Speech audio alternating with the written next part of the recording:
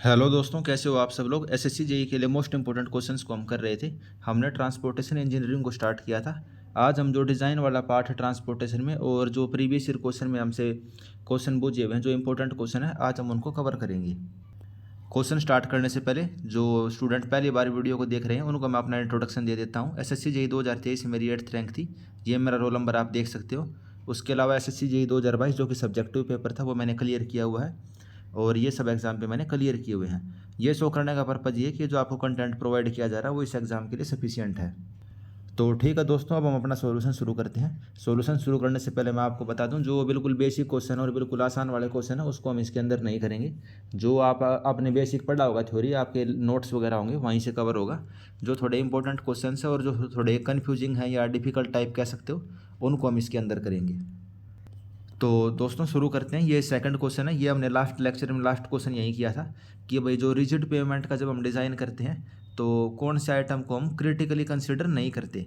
तो जो एज वाला पार्ट होता है, कॉर्नर वाला होता है और डबल बार होते हैं, ये तीनों क्रिटिकल होते हैं। क्रिटिकल का मतलब आप समझते होगे। क्रिटिकल यानी कि ऐसा पार्ट जो फेल होने के ज़्यादा चांस है। भाई स्लैब आपकी टूट सकती है, क्रैक हो सकती है, या वहाँ पे गड्ढा हो सकता है आपकी पेमेंट के अंदर, यानी कि जो क्रिटिकल पॉइंट है। तो जो एज वाला, कोने वाला पार्ट है, कॉर्नर वाला और डबल बार, ये तीनों क्रिटिकल है। लेकिन जो सेंटर वाला पार्ट है पैनल का, वो क्रिटिकल नहीं होता। इंटीरियर यानी कि जो सेंटर वाला पार्ट है वो क्रिटिकल नहीं होता, उसको इतना खतरा नहीं होता टूटने वगैरह का। उसके अलावा इसके अंदर ये पॉइंट मैंने आपको बताया था, इंपॉर्टेंट है कि व्हील लोड और टेम्परेचर, यानी कि जो गाड़ी का पहिया है उसकी वजह से जो लोड आ रहा है रोड के ऊपर, और टेम्परेचर के अंदर वजह से जो स्ट्रेसेस होंगी, जो एज वाला रीजन है वो मोस्ट क्रिटिकल रहता है। कौन सा रीजन मोस्ट क्रिटिकल है? Edge region. एज वाला जो एज आप देख सकते हो, एज रीजन मोस्ट क्रिटिकल। लेकिन जब हमने डिज़ाइन कर लिया उसके बाद हम किसके लिए चेक करते हैं? हम कॉर्नर रीजन के लिए चेक करते हैं कि हमने डिज़ाइन करके बता तो दिया कि भाई आपको 20 सेंटीमीटर की स्लैब चाहिए, 15 सेंटीमीटर की, वो जो लोड वगैरह हमारे पास है, व्हीकल वगैरह, उसके हिसाब से चेक करेंगे कि कॉर्नर वाला रीजन हमारा फेल तो नहीं हो रहा है। तो ये पॉइंट आपको पता होना चाहिए। और जो टाई बार होते हैं, डोबल बार होते हैं, कहाँ पे प्रोवाइड करते हैं? ये क्वेश्चन बहुत बार पूछा गया है। डोबल बार हम एक्सपेंशन जॉइंट के ऊपर प्रोवाइड करेंगे। डोबल बार कहाँ पे? जो एक्सपेंशन जॉइंट है, इस तरीके से डोबल बार होंगी। और एक होते हैं टाई बार। टाई बार हम कहाँ यूज करेंगे? जो लॉन्गिट्यूडनल है, जो इसकी लेंथ की लॉन्ग लाइन चलती जा रही है, इसके परपेंडिकुलर जो ये लाइन सी दिख रही है, जैसे आपने सुई धागे से किसी चीज़ को सील दिया तो उस टाइप से समझिए आप इसको। तो ये टाई बार, तो ये क्या होंगे? Tie bar. दो स्लैब को आपस में जोड़ने का काम कर रहे हैं ये। और एक्सपेंशन जॉइंट में डबल बार। तो ये आपका ये पता होना चाहिए डबल कहाँ पे प्रोवाइड करते हैं, टाई कहाँ पे। इसमें कन्फ्यूजन नहीं होना है, पेपर में क्वेश्चन बनेगा तो आप उसको करने के लिए एबल होने चाहिए। तो नेक्स्ट क्वेश्चन देखते हैं, आज के लेक्चर का first question. The construction joint in cement concrete. तो जो सीमेंट कंक्रीट होती है उसके अंदर कंस्ट्रक्शन जॉइंट हम कहाँ कहाँ प्रोवाइड करते हैं? Should not be provided at the corner. तो क्या वे कॉर्नर के ऊपर प्रोवाइड नहीं किए जाने चाहिए? तो बिल्कुल ठीक बात लिखी हुई है। जो कंस्ट्रक्शन जॉइंट है वे कॉर्नर के ऊपर हम प्रोवाइड नहीं करेंगे। कंस्ट्रक्शन जॉइंट क्या होते हैं? कंस्ट्रक्शन जॉइंट हो गया, एक तो हो गया एक्सपेंशन जॉइंट, एक स्लैब ये एक स्लैब ये, बीच में आपने खाली जगह छोड़ दी, ये किस चीज़ के लिए? Expansion joint. अगर ये स्लैब का साइज छोटा बड़ा हो रहा है तो एक्सपेंड होने में इसको दिक्कत नहीं आएगी। और एक होते हैं कंस्ट्रक्शन जॉइंट, ये क्या होते हैं? आप दीवार बना रहे थे, ठीक है, तो आपने फर्स्ट लेयर आज इसकी कास्ट कर दी, इसकी क्योरिंग वगैरह कर दी। मान लो 4 दिन बाद या 5 दिन बाद आपने फिर इसकी सेकंड लेयर वो करी है। भाई ये 2 मीटर की आपने आज बना दी, एक हफ्ते बाद आपने 2 मीटर की फिर दीवार बना दी। भाई कलवर्ट बना रहे हो, ब्रिज बना रहे हो, तो उसमें ऐसे ही करते हैं। फिर 2 मीटर की फिर, तो जो यहाँ पे जॉइंट आ गया ना, ये यहाँ जॉइंट हो गया था, इनको हम क्या कहते हैं? इन जॉइंट्स को, इनको हम कहेंगे कंस्ट्रक्शन जॉइंट। इनको हम क्या कहेंगे? Construction joint. यानी कि आप कंस्ट्रक्शन कर रहे थे, निर्माण कर रहे थे, और उस टाइम जो जॉइंट आता है वो कंस्ट्रक्शन जॉइंट। तो उस जॉइंट को हम कॉर्नर के ऊपर प्रोवाइड नहीं करेंगे, क्योंकि खुद भी आप समझ सकते हो कॉर्नर जो रीजन होता है वहाँ अगर आपने जॉइंट प्रोवाइड कर दिया तो टूटने का खतरा ज़्यादा है। Should be spacing at least 3 metre. तो 3 मीटर की स्पेसिंग होगी जी, नहीं 3 मीटर की स्पेसिंग नहीं लेते हम, 4.5 मीटर की स्पेसिंग हम लेते हैं। Should be locate where the shear force is large. तो ये भी गलत लिख दी। शियर फोर्स जहाँ पे ज़्यादा होगी वहाँ पे जॉइंट थोड़ी ना प्रोवाइड करोगे, जॉइंट तो ऐसी जगह प्रोवाइड करोगे जहाँ स्ट्रक्चर हमारा सेफ हो, शियर फोर्स कम से कम हो। तो क्या होना चाहिए, शियर फोर्स हमारी कम से कम होनी चाहिए, शियर फोर्स क्या होनी चाहिए, स्मॉल होनी चाहिए। तो ये भी गलत हो गया। Should be located where bending moment is large, तो फिर वही चीज़, अगर आप कहीं पे जॉइंट प्रोवाइड कर रहे हो, कहीं पे जॉइंट प्रोवाइड कर रहे हो तो कहाँ प्रोवाइड करोगे, जहाँ पे फोर्स आपकी कम से कम हो, बेंडिंग मूवमेंट कम से कम हो, शियर फोर्स आपका कम से कम हो। तो केवल पहली स्टेटमेंट सही थी कि हम कॉर्नर के ऊपर कंस्ट्रक्शन जॉइंट को प्रोवाइड नहीं करेंगे। तो कंस्ट्रक्शन जॉइंट क्या होते हैं भाई, अगर आपका कंस्ट्रक्शन आज रुक गया तो अगले हफ्ते या फिर 4 दिन बाद 5 दिन बाद उसको दोबारा शुरू करेगा, तो एक जॉइंट बन जाता है। उसको आप कॉर्नर के ऊपर प्रोवाइड नहीं करोगे और ऐसी जगह प्रोवाइड करोगे जहाँ पे शियर फोर्स और बेंडिंग मूवमेंट कम से कम हो।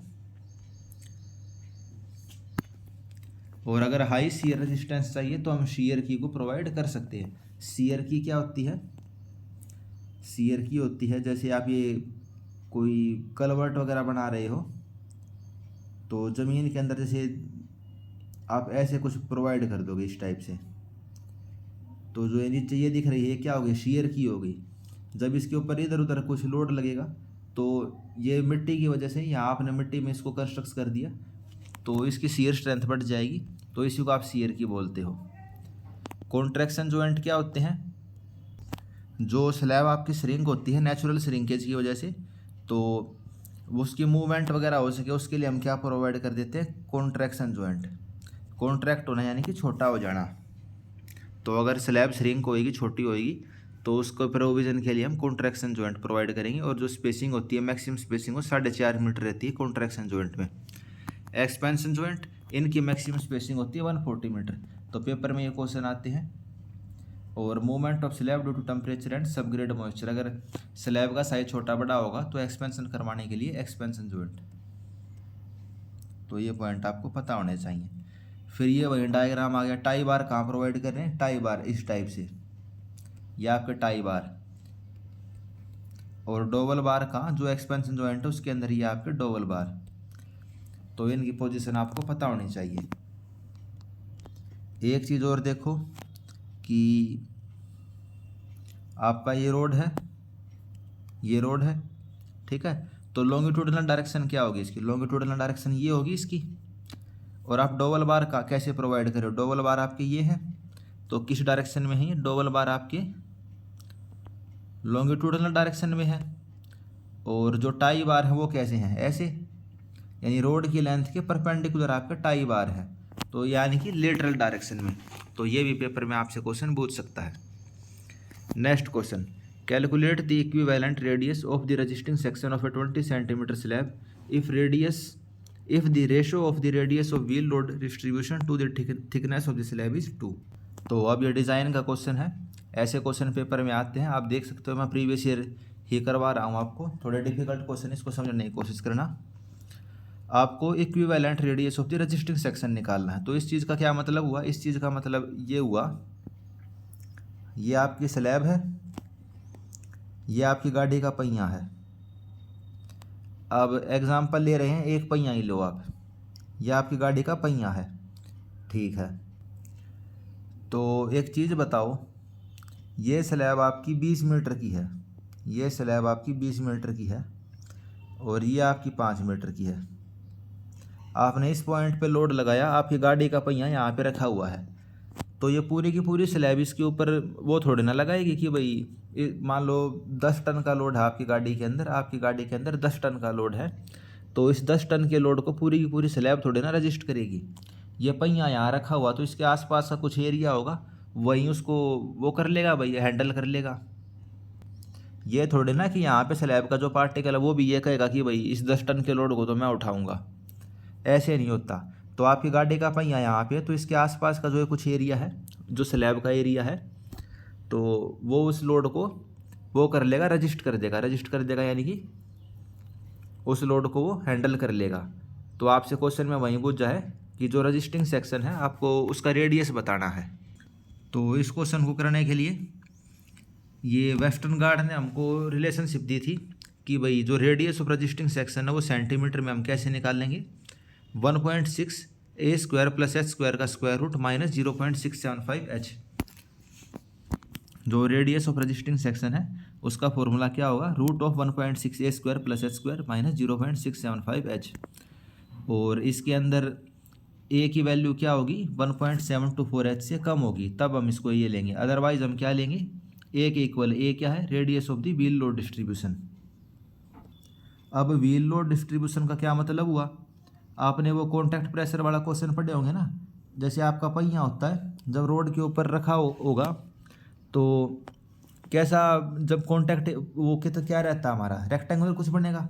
ये आपकी गाड़ी का पहिया है, ठीक है, ये रोड के ऊपर रखा हुआ है, रोड के ऊपर है ये, तो कॉन्टैक्ट हमारा कैसा है इसके साथ, रेक्टेंगुलर कुछ वो बनेगा अगर हम वैसे देख रहे हैं। लेकिन हम एज्यूम क्या करके चलते हैं, हम एज्यूम ये करके चलते हैं कि वो सर्कुलर है। हम एज्यूम क्या करते हैं, कॉन्टैक्ट जो एरिया है वो सर्कुलर है। तो ए हमारा क्या हो गया, जो ए है radius of the wheel load distribution, और एच क्या है, स्लैब की थिकनेस। जो आपका ये रोड है, इस रोड की जो स्लैब है इसकी थिकनेस क्या हो गई, एच हो गई। तो जो रेडियस ऑफ रजिस्टिंग सेक्शन का फॉर्मूला क्या बन जाएगा, √1.6a² + h² - 0.675h। तो इसका रूट और ये ऐसा का ऐसा। किस वाले केस में, अगर इफ़ जो h है आपका 1. नहीं, इसमें ये a होगा। अगर a यानी कि जो रेडियस है वो 1.724h से छोटा है, उस वाले केस में हम इस वाले फॉर्मूले को यूज करेंगे। तो इस फॉर्मूले को आप याद कर सकते हो, 3-4 क्वेश्चन इससे आए हैं, फ्यूचर में भी क्वेश्चन आपसे आ सकते हैं। और अगर जो a इससे छोटा ना होगा, इससे बड़ा होगा, जैसे कि हमारे क्वेश्चन में रेशो कितना दे रखा है, रेशो आपका दे रखा है 2, रेशो आपका कितना दे रखा है, जो a/h का रेशो आपको कितना दिया हुआ है 2। तो हम कौन से वाला फॉर्मूला यूज करेंगे, हम सिंपल ये वाला फॉर्मूला यूज करेंगे। तो रेडियस ऑफ रजिस्टिंग सेक्शन किसके इक्वल आ जाएगा, रेडियस ऑफ रजिस्टिंग सेक्शन आपका इक्वल आ जाएगा एक, यानी कि radius of wheel load distribution, यानी कि व्हील लोड डिस्ट्रीब्यूशन किसके बराबर है, तो वो हमें निकालना पड़ेगा। वो हम कैसे निकाल लेंगे, हम इसका रेशो दिया हुआ है a/h, कितना दिया हुआ है 2, और h क्या है, स्लैब की थिकनेस, h क्या है, स्लैब की थिकनेस जो कि 20 सेंटीमीटर दी हुई है। तो रेडियस ऑफ व्हील लोड कितना हो जाएगा, 20 दूनी 40 सेंटीमीटर। तो ऑप्शन देखिए ऐसा, सी ऑप्शन 40 सेंटीमीटर। तो इक्विवेलेंट रेडियस आप समझ गए क्या होगा। उसके अलावा स्लैब की थिकनेस कितनी होती है वो आपको पता, भाई स्लैब कितनी मोटी है। और एक radius of wheel load distribution जिसको हम ए से लिख रहे हैं, तो सिंपल आपको ये फॉर्मूला याद होना चाहिए, 1.6a² + h² - 0.675h। अगर a/h का रेशो 1.724 से कम है, हमारे क्वेश्चन में 2 है यानी कि 1.724 से ज़्यादा है, तो पहले हमने a को निकाला और फिर वही हमारा b के इक्वल होगा। तो ऐसे क्वेश्चन आपके पेपर में आ सकते हैं। Next question, the value of the rigidity factor for design purpose if the tyre pressure is greater than 0.7 megapascal. तो रिजिडिटी फैक्टर बताना है, रिजिडिटी फैक्टर क्या होता है। रिजिडिटी फैक्टर का फॉर्मूला आपको पता होना चाहिए, contact pressure upon tyre pressure.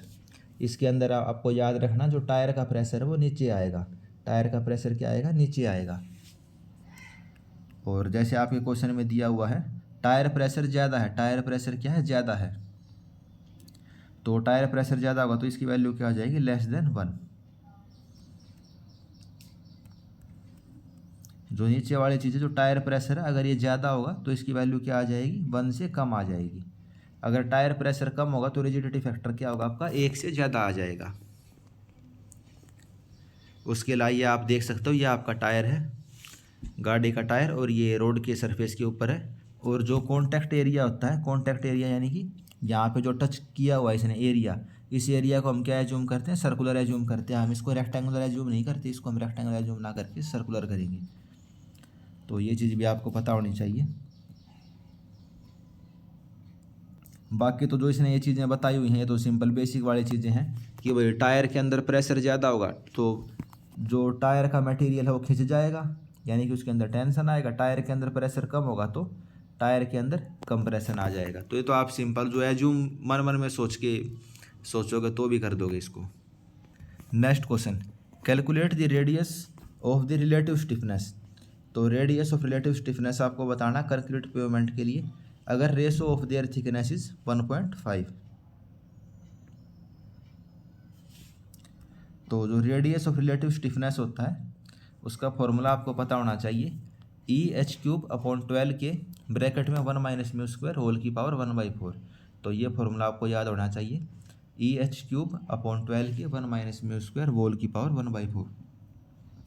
इसके अंदर म्यू क्या है, पॉइजन्स रेशो है, उसके अलावा E क्या है, मॉडुलस ऑफ इलास्टिसिटी है, H आपकी स्लैब की थिकनेस हो गई, भाई स्लैब कितनी मोटी है आपकी, K है आपका modulus of subgrade reaction, K क्या है, मॉडुलस ऑफ सबग्रेड रिएक्शन,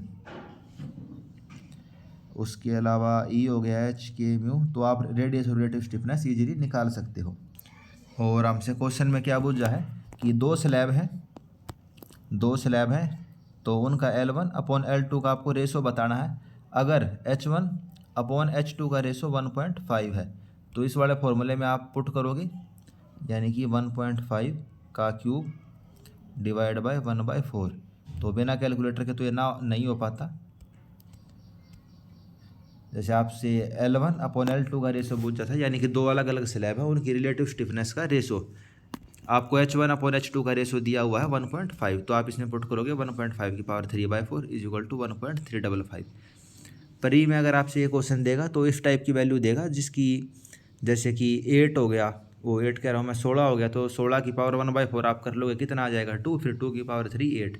तो यानी कि जो नॉर्मली सॉल्व होने वाली कैलकुलेशन है वैसी कैलकुलेशन देगा आपको। परी में इस टाइप की कैलकुलेशन नहीं देगा, परी में इजी वाली कैलकुलेशन देगा, लेकिन ये फॉर्मूला आपको पता होना चाहिए, ताकि अगर आपसे रेशो वगैरह या डिवाइड करके कुछ इसने बूझा हुआ तो आप इसका आंसर कर पाओ, क्योंकि ऐसे क्वेश्चन पेपर में बहुत बार आते हैं। अगर आपने नहीं पढ़ा हुआ तो आप इसको पढ़ लेना। उसके अलावा relative stiffness of slab to subgrade, ये चीज़ क्या होती है, a certain degree of resistance to the slab deflection is offer by the subgrade. तो क्या कहना चाह रहा है, ये आपने रोड बनाया, ये आपकी स्लैब है, ठीक है, ये सीमेंट कंक्रीट की आपकी स्लैब है, लेकिन एक चीज़ बताओ, इस सीमेंट कंक्रीट की स्लैब के नीचे क्या है, ज़मीन है। इस सीमेंट कंक्रीट की स्लैब के नीचे क्या है, ज़मीन है, मिट्टी है। तो जब इसके ऊपर लोड आएगा, कोई व्हीकल आया इसके ऊपर, जिसने इसके ऊपर लोड लगाया, तो स्लैब तो रेजिस्टेंस देगी ही देगी। रेजिस्टेंस देगी का क्या मतलब है, ये भाई डिफॉर्मेशन नहीं होगी स्लैब हमारी, और जो हमारी गाड़ी है ईजिली स्मूथली उस रोड के ऊपर से चली जाएगी। तो स्लैब तो इस चीज़ को करेगी ही करेगी, लेकिन जो नीचे सबग्रेड दिख रही है, सबग्रेड क्या करेगी, सबग्रेड भी तो कुछ हेल्प करेगी। तो इस जो ये पहिया है, इस पहिए के लोड की वजह से स्लैब मान लो डिफ्लेक्ट होने की, इसने ऐसे कोशिश करी, ऐसे इस स्लैब ने डिफ्लेक्ट होने की कोशिश करी, तो जो ये सबग्रेड है, इस सबग्रेड इसको हेल्प करके क्या करेगी, इसको डिफ्लेक्ट नहीं होने देगी, बस इतना सा डिफ्लेक्शन, थोड़ा बहुत डिफ्लेक्शन शो करेगा। तो जो आपकी ये नीचे ज़मीन है, या ज़मीन भी तो हेल्प कर रही है, तो जो कुछ रेजिस्टेंस होता है स्लैब के डिफॉर्मेशन पे, वो सबग्रेड भी ऑफर करती है। तो उसी को हम किस चीज़ से मेजर करते हैं, उसी चीज़ को मेजर करने के लिए हम रिलेटिव स्टिफनेस हम ये निकालते हैं रेडियस ऑफ रिलेटिव स्टिफनेस।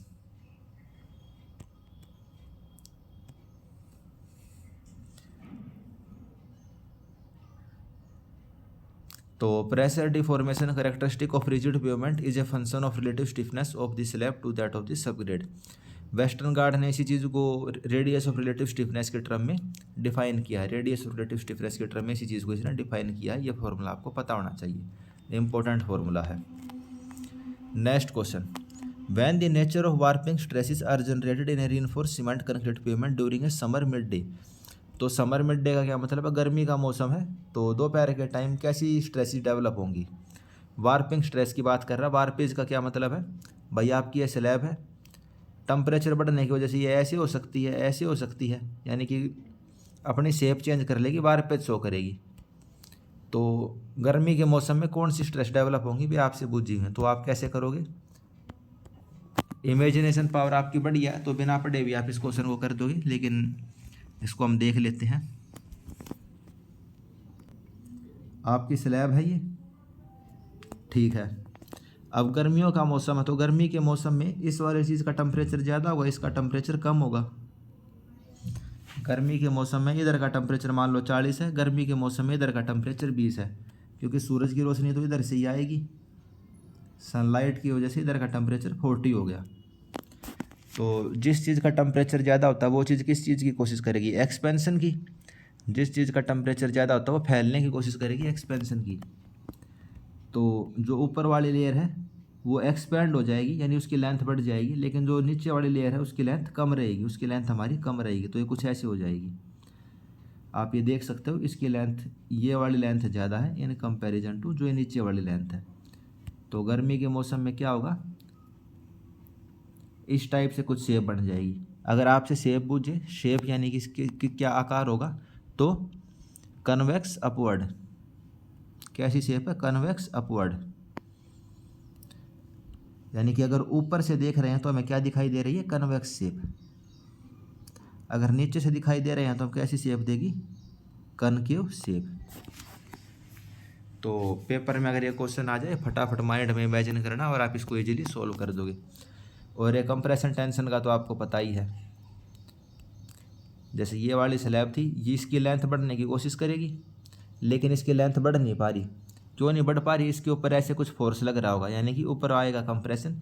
नीचे वाले की लेंथ क्या है, नीचे वाले की लेंथ कम रहेगी, लेकिन ऊपर वाली स्लैब उसको खींचने की कोशिश करेगी। तो इसके अंदर क्या आएगा, टेंशन आएगा, नीचे टेंशन आएगा, ऊपर कंप्रेशन आएगा। तो ये तो आप सोम के अंदर भी, और भाई अगर टेम्परेचर बढ़ जाता है तो कंप्रेशन टेंशन कैसे डेवलप होता है, वो तो वही वाली चीज़ है। शेप इसकी इंपॉर्टेंट है, शेप मैंने आपको बता दी। सर्दियों में क्या होगा, सर्दियों में उल्टा होगा, ऊपर से दिखाई तो देखोगे तो कनकेव, और नीचे से देखोगे तो कन्वेक्स शेप दिखाई देगी आपको। तो कौन सी शेप बन रही है ये चीज़ आपको पता होनी चाहिए। और टेंशन कंप्रेशन भी आप देख सकते हो, ये वैसे नाइट टाइम का है। रात के टाइम ऊपर वाले का टेम्परेचर तो कम हो जाएगा, लेकिन नीचे वाले का टेम्परेचर कम नहीं हो पाएगा। तो इस टाइप की शेप हो जाएगी। बार पेज आप देख रहे हो ना, एक बार ऐसे हो गई, एक बार ऐसे, तो स्ट्रेंथ भी इसकी कम हो जाती है इस वजह से। तो इसी के बारे में हमसे इस क्वेश्चन में पूछा था कि भाई गर्मियों में ऊपर वाला जो फाइबर है वहाँ कंप्रेशन होगा और नीचे वाले फाइबर पे टेंशन होगा। Next question, which of the following is best suited for the compaction of concrete in the rigid payment. तो जो रिजिड पेमेंट होती है उनके अंदर कॉम्पैक्शन के लिए कौन सा बेस्ट वो होता है, वाइब्रेटर। तो उसके लिए हम कौन सा यूज करते हैं, स्क्रीड बोर्ड वाइब्रेटर। जो कंक्रीट की पेमेंट्स होती हैं उनके लिए क्या यूज करते हैं, स्क्रीड बोर्ड वाइब्रेटर। इसकी आपको प्रॉपर्टी पता होनी चाहिए। इसको हम सरफेस वाइब्रेटर भी बोलते हैं, या फिर स्क्रीड बोर्ड वाइब्रेटर। और इसको हम कब यूज करते हैं, अगर 150 mm से कम की डेप्थ है। तो ये वाला ऑब्जेक्टिव क्वेश्चन आपका पेपर में आ सकता है कि स्क्रीड बोर्ड को कब यूज करेंगे, जब हमारी डेप्थ 150 mm से कम हो। रोड सरफेस में, पीसीसी में, यानी कि जहाँ थिकनेस कम है, तो उस टाइप की जगह पे हम इसको यूज करते हैं। और वेरी ड्राई मिक्स होते हैं उनके लिए हम इसको यूज करेंगे, वेरी ड्राई मिक्स के लिए। वाइब्रेटिंग टेबल हम किसके लिए यूज करते हैं, वाइब्रेटिंग टेबल हम यूज करते हैं प्रीकास्ट एलिमेंट के लिए। वाइब्रेटिंग टेबल हम किसके लिए यूज करते हैं, जो स्टिफ कंक्रीट है, यानी कि बहुत हार्ड कंक्रीट होगी उसके लिए, और प्रीकास्ट एलिमेंट के लिए। उसके अलावा एक्सटर्नल या फॉर्म वर्क वाइब्रेटर, तो ये भी आपको पता होना चाहिए। तो एक्सटर्नल वाइब्रेटर का हम यूज किसके लिए करेंगे, अगर बहुत पतला आपका वो है सेक्शन है, यानी उसके अंदर आप नीडल वाइब्रेटर को नहीं डाल सकते, इतना पतला आपका शीट टाइप का स्ट्रक्चर है, तो उस केस में हम इसको यूज करेंगे भाई, जब थिकनेस बहुत कम हो। और प्रीकास्ट थिन एलिमेंट के लिए हम इसको यूज करते हैं। उसके अलावा नीडल इमर्जन या इंटरनल वाइब्रेटर या फिर नीडल वाइब्रेटर। तो नीडल वाइब्रेटर है, ये मोस्ट एफिशिएंट होते हैं अदर टाइप के वाइब्रेटर्स के लिए, और इनको हम कॉमनली यूज करते हैं। नॉर्मली आपने कहीं पे घर वगैरह बन रहा होगा या रोड के ऊपर आपने देखा होगा, तो आपने ये वाले वाइब्रेटर ही देखे होंगे, जो इंटरनल वाइब्रेटर है। इसमें क्या होता है, एक पाइप रहेगी और इसके आगे कुछ ये वाइब्रेटर सा लगा रहता है, ये हम यूज करते हैं। तो वाइब्रेटर ये जितने टाइप के होते हैं आपको आइडिया हो गया होगा। Next question, expansion joint are provided if the length of the concrete structure exceed. Expansion joint को हम कब प्रोवाइड करेंगे? अगर आपकी लेंथ 45 मीटर से ज़्यादा एक्सीड हो जाए, तब आप एक्सपेंशन जॉइंट को प्रोवाइड करोगे। और किस चीज़ के लिए जॉइंट ये करवाते हैं हम? ताकि भाई आपका स्ट्रक्चर एक्सपैंड हो सके। अगर उसका साइज बढ़ जाता है तो थोड़ा बहुत हम ये प्रोविज़न दे देते हैं एक्सपेंशन जॉइंट का।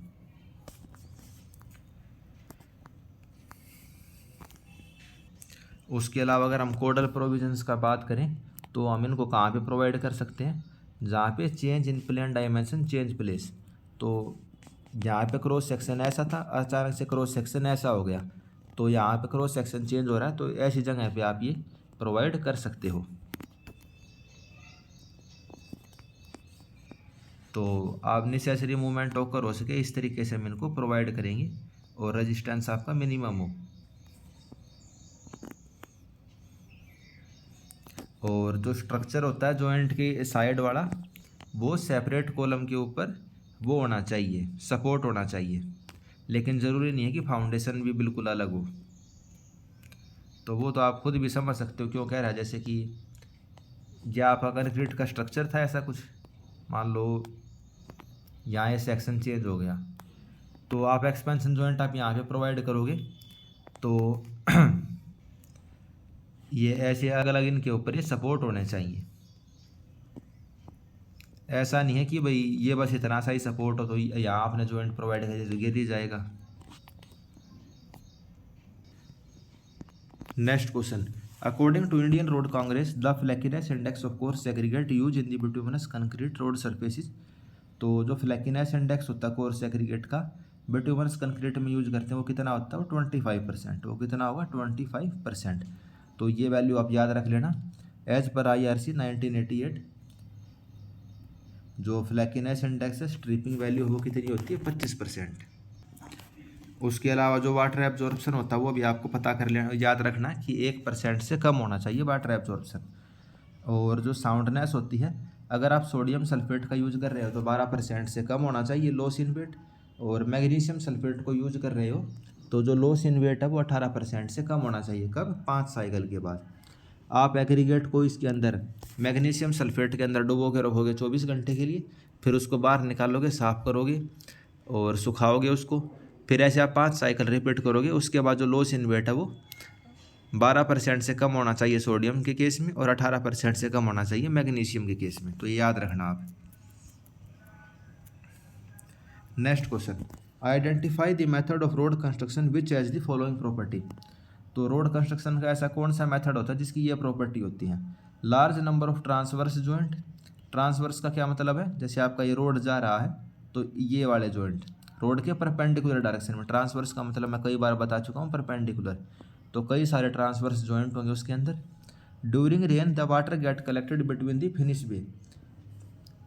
तो रोड को आप कैसे बनाओगे? जैसे आपका ये सीमेंट कंक्रीट का रोड है तो 1 बे 2 बे यानी कि जो स्लैब टाइप से आपको दिख रही हैं, एक स्लैब ये, दूसरी स्लैब ये, तीसरी स्लैब ये, इस टाइप से। तो इनको हम क्या बोल रहे हैं? बे, BAY। तो बारिश के मौसम में वाटर जो फिनिश बे हैं उनके बीच में इकट्ठा हो जाएगा और need complete diversion of water. तो ऐसा कौन सा मेथड होता है? तो ये आएगा दोस्तों अल्टरनेट बे मेथड। कौन सा? अल्टरनेट बे मेथड। दो मेथड होते हैं, एक अल्टरनेट बे, एक कंटिन्यूस बे। तो आपको लग रहे होंगे क्या चीज़ है, इसका डायग्राम देखोगे तो आपको क्लियर हो जाएंगी चीज़। ये तो है अल्टरनेट बे मेथड। आपने ये स्लैब बनाई, फिर ये स्लैब बनाई, फिर ये स्लैब, इधर आप ऐसे चलते जा रहे हो। और बारिश के मौसम में क्या होगा? जो पानी है यहाँ पे इकट्ठा हो जाएगा, यहाँ पे इकट्ठा हो जाएगा, यहाँ इकट्ठा हो जाएगा और पूरा का पूरा रोड आपको बंद करना पड़ेगा। ऐसे तो है नहीं कि भी गाड़ी आपकी यहाँ चली जाएगी, यहाँ फिर बना नहीं हुआ, यहाँ नहीं बना हुआ, तो पूरा का पूरा रोड आपको बंद करना पड़ेगा। बीच में पानी इकट्ठा हो जाएगा और ढेर सारे इसके अंदर ये ट्रांसवर्स जॉइंट भी आ गए। तो एक इसकी प्रॉपर्टी है अल्टरनेट बे की। उसके अलावा एक कंटिन्यूस बे भी होता है। कंटिन्यूस बे के अंदर क्या होगा? कंटिन्यूस बे भी सिंपल है। उसके अंदर क्या होगा? ये 2 लेन का रोड है, इधर आपका ट्रैफिक चलता रहेगा, जो भी गाड़ियाँ आ रही हैं जा रही हैं, इधर आपने पूरा रोड बना दिया। फिर आप इधर बनाओगे तब तक गाड़ियाँ इस पे जाने लग जाएंगे। तो ये कंटिन्यूस वे का मेथड होता है, इसके अंदर पानी भी इकट्ठा नहीं होगा, और होगा तो एक जो नीचे वाले साइड है केवल उसी पे इकट्ठा होगा। लेकिन अल्टरनेट वाले में तो क्या, यहाँ भी पानी इकट्ठा, यहाँ भी पानी, यहाँ पानी इकट्ठा हो जाएगा इसमें। तो ये अल्टरनेट वे के वो हैं, एग्जाम्पल हैं।